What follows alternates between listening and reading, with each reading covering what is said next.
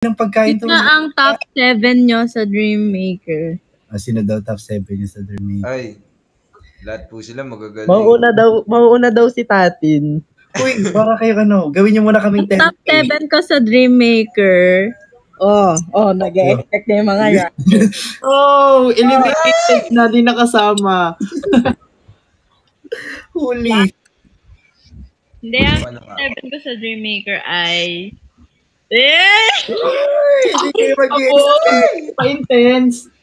Pasok po sa top 7. Pangan daw bukas. Top 1. Pasado yan si Vinci. Si Tatin.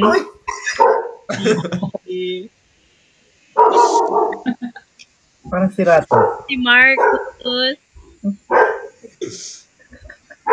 Si Marcus. Kasi dun sa iba parang ano lang. Joke lang po sa mga may bias sa iyo. Ang bilis. Ang bilis I think yung mga nandito na lang. Totoo, para walang Buti lang dito ako, my God. Kuya, dito para si Lexi. Grabe yung pink yung hair. Si Myrtle yan, si Myrtle. Si Belle Delphine daw.